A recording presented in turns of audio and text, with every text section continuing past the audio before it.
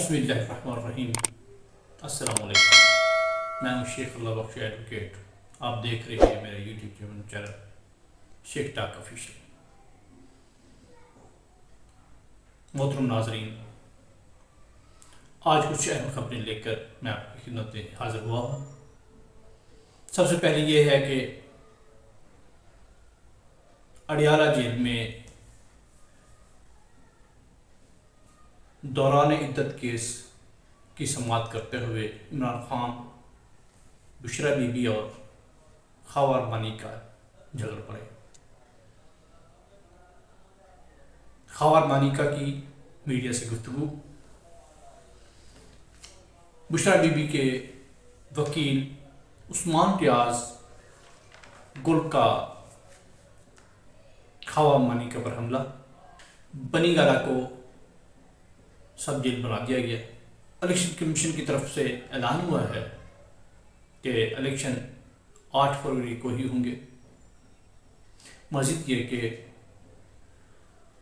Captain Safdar की तरफ से एक दलेराना वीडियो मौसूल है। आपसे गुजारिश है कि मेरा चैनल अगर सब्सक्राइब नहीं किया तो सब्सक्राइब कर लें ताकि अच्छी अच्छी वीडियोस आप तक बर वक्त पहुँचती रहें। दौरान इद्दत केस में इमरान खान और बुशरा बीबी को अदालत में पेश किया गया, जो कि ख़ास तौर पे अडियाला जेल के अंदर ही कायम की गई है। ख्वार मानिका भी पेश हुए। इसके साथ निकाह खां मुफ्ती सईद, जिसने निकाह पढ़वाया था इमरान खान का, वो भी पेश हुए।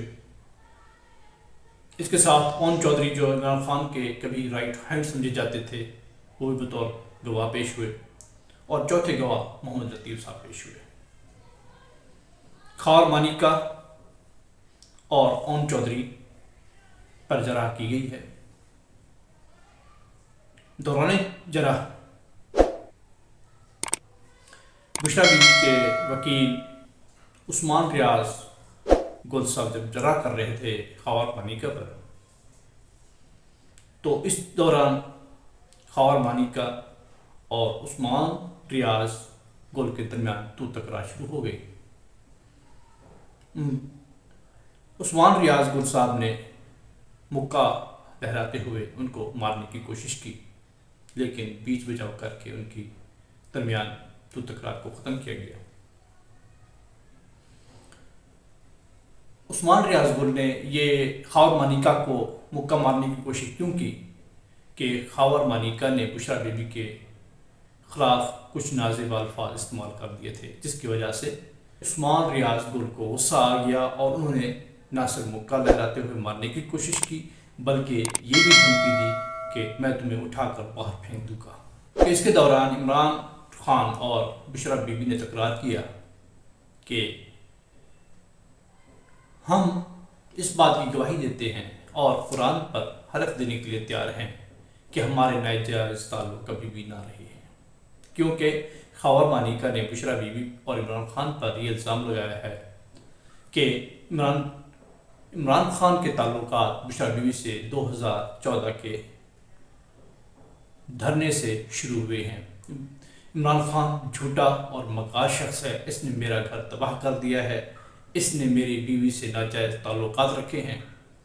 ये पहले एक मुरीद की हैसियत से मेरी बीवी के पास दम कराने आया था, तब से इनके खुफिया ताल्लुकात रहे, नाजायज़ ताल्लुकात रहे, जिसकी वजह से मेरा घर इस बंदे ने तबाह कर दिया। ये इंतहाई गिरा हुआ इंसान है, इंतहाई बद इखलाक इंसान है। जबकि इमरान खान और बुशरा बीबी इस बात पर हल्फ देने के लिए तैयार थे कि हमने सिर्फ एक दूसरे को निकाह के दिन ही देखा है, जबकि जज साहब ने, जो कि वहाँ पे मौजूद थे, उन्होंने जेल हुकाम से कुरान मजीद भी मंगवा लिया। लेकिन बात इस पर रफा दफा हो गई कि जज साहब ने कहा कि अगर आप लोग हर्फ लेना चाहते हैं, अगर आपने हर्फ ले लिया तो फिर जरा ख़त्म हो जाएगी, जरा का आपको मौका नहीं दिया जाएगा, हक जरा ख़त्म हो जाएगा। जबकि इमरान खान ने इसरार किया कि हम ख्वार मानिका से कुरान पर हर्फ भी लेंगे और जरा भी करेंगे। फिर इस बात को रफा दफा कर दिया गया। ख्वार मानिका ने میڈیا سے گفتگو کرتے ہوئے کہا کہ عمران خان ایک جھوٹا شخص ہے، اس نے میرا ہنستا بستا گھر اجاڑ دیا ہے۔ بشریٰ بی بی کی بے وفائی کی وجہ سے میری ایک بیٹی کو طلاق ہو گئی ہے، جبکہ میرا ایک بیٹا ڈپریشن میں چلا گیا ہے اور اب ایک ہاسپٹل میں داخل ہے۔ بچے سوال کر کر کے تھک گئے ہیں اور تم نے جواب نہیں دیا۔ چھوٹی بیٹی رات کو اٹھ کر روتی رہتی ہے۔ میرا گھر اور میرے بچے بشریٰ بی بی نے برباد کر دیے ہیں۔ عمران خان فرح گوگی اور بشریٰ بی بی کی بہن مریم کے ذریعے ہمارے گھر آیا۔ دونوں کے درمیان ناجائز تعلقات 2014 کے جلسے سے شروع ہوئے۔ عمران خان ایک شیطان شخص ہے۔ سب سے پہلے بطور مرید دم کرانے آیا تھا۔ میں بے بس تھا اور خاموش رہا، اور بچوں کی خاطر آواز بلند کر رہا ہوں۔ فرح گوگی بشریٰ بی بی نے سارا صبح سنبھال رکھا تھا اور اپنی من مانیاں کرتے رہتے تھے۔ ہر اپوائنٹمنٹ ان کی اجازت کے بغیر نہیں ہوتی تھی، جس کی وجہ سے انہوں نے اچھی خاصی کرپشن کی۔ جج صاحب نے ایک شارٹ آرڈر تحریر کروایا، جس میں یہ تحریر کیا گیا تھا کہ دونوں پارٹیوں سے حرف نہ لیے جاتے ہیں، لہٰذا جو گواہان پر جرح ہونی تھی ہو چکی، بقایا دوسرے گواہان پر دوسرے دن کے لیے سماعت مقرر کر دی گئی، جبکہ دوسرے گواہان پر جرح کل تک کے لیے ملتوی کر دی گئی۔ بشریٰ بی بی کو کل گرفتار کیا گیا تھا، جب وہ خود گرفتاری دینے کے لیے اڈیالہ جیل آئی تھی۔ اس کے بعد ان کو بنی گالہ منتقل کر دیا گیا، جس میں بشریٰ بی بی کا کہنا ہے کہ پہلے مجھے سملی ریسٹ ہاؤس لے جایا گیا، وہاں سے پھر مجھے دھوکے سے بنی گالہ میرے گھر پہ دھاوا پور کر میرے گھر کو سب جیل قرار دے کر میرے گھر میں ہی مجھے قید کر دیا گیا ہے۔ اگر کسی ڈیل کی وجہ سے یہ کیا جا رہا ہے تو میں اس بات کی تردید کرتی ہوں کہ کسی بھی ڈیل میں میں نہیں آؤں گی اور نہ ہی میں نے ڈیل کی ہے۔ ہم سچے لوگ ہیں، سچائی کے بل بوتے پر یہاں تک کھڑے ہیں، ہم بھاگنے والوں میں سے نہیں ہیں۔ جب سے میں نے گرفتاری دی ہے، تمام جیل حکام پریشان تھے کہ مجھے کہاں رکھا جائے۔ پہلے مجھے یہ اسمبلی ریسٹ ہاؤس منتقل کر رہے تھے، پھر مجھے دھوکے سے بنی گالہ لے جایا گیا۔ بشریٰ بی بی کا مزید کہنا تھا کہ میں اڈیالہ جیل میں ہی رہنا چاہتی ہوں، میں ایک بہادر عورت ہوں، میں نے خود آ کر گرفتاری دی ہے، میں ڈرنے والوں میں سے نہیں ہوں۔ یہاں پر میں عمران خان کے گزشتہ کیسز اور جو آنے والے کیسز اور زیر سماعت کیسز پر کچھ اظہار خیال کرنا چاہوں گا۔ پہلا سائفر کیس آیا، اس کا فیصلہ ہوا، جس میں 10 سال شاہ محمود قریشی اور عمران خان کو سزا سنائی گئی۔ پھر اس کے بعد توشہ کیس آیا، اس میں بشریٰ بی بی اور عمران خان کو 14 سال قید بامشقت سنائی گئی۔ اب جو کیس زیر سماعت ہے، دوران عدت نکاح کا معاملہ ہے۔ اس کے بعد 190 ملین پاؤنڈ کا معاملہ یہ بھی آنا ہے، اور سب سے آخر میں جو کیس آئے گا وہ ہے 9 مئی کا معاملہ۔ یہ پانچوں کیس عمران خان کے لیے بہت ہیوی ہیں۔ تمام کیسز کا جو فیصلہ ہوگا، جو رزلٹ ہوگا، وہ عمران خان کے سیاسی کیریئر اور اخلاقی کیریئر اور آئندہ کے معاملات کو طے کرے گا، اور یقیناً بہت ہی معنی خیز ہوگا۔ الیکشن کمیشن کا اجلاس ہوا۔ اس اجلاس میں نگران وزیر داخلہ گوہر اعجاز نے کہا ہے کہ الیکشن 8 فروری کو ہی ہوں گے۔ جتنی بھی افواہیں آ رہی ہیں کہ سیکورٹی کا مسئلہ ہے یا کوئی اور معاملہ ہے یا کسی سیٹ میں قرارداد پاس ہو گئی ہے، تو یہ سب بے معنی باتیں ہیں۔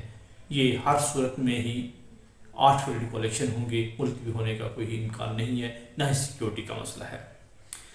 اس سلسلے میں 8 فروری کے دن چھٹی کا اعلان بھی کر دیا گیا ہے اور نوٹیفیکیشن بھی جاری کر دیا گیا ہے۔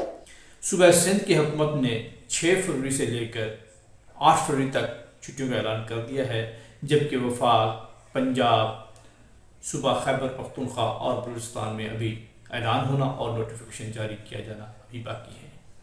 عمران خان اور شاہ محمود قریشی کے خلاف سیفر کیس میں تفصیلی فیصلہ آ گیا ہے، جس کے سیدھا پوائنٹس کچھ اس طرح ہیں،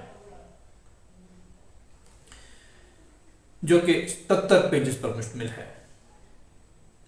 عمران خان نے سیفر وزارت خارجہ کو واپس نہیں بھیجا، جس سے دیگر ممالک سے تعلقات پر اثر پڑا، جس سے دشمنوں کو فائدہ ہوا۔ ناقابل تردید شواہد کی روشنی میں جرم ثابت ہوا ہے۔ آفیشیل سیکریٹ ایکٹ دفعات 53B کے تحت 2 سال قید اور 10 لاکھ جرمانہ عمران خان کو عائد کیا گیا ہے، جبکہ مختلف دفعات کے تحت 10 لاکھ روپے جرمانہ اور 53B کے تحت 10 سال قید سنائی گئی ہے، جبکہ شاہ محمود قریشی اور عمران خان کی سزا پر عمل ایک ہی ساتھ ہوگا۔ سیفر عمران خان اور شاہ محمود قریشی کے قبضے میں رہا۔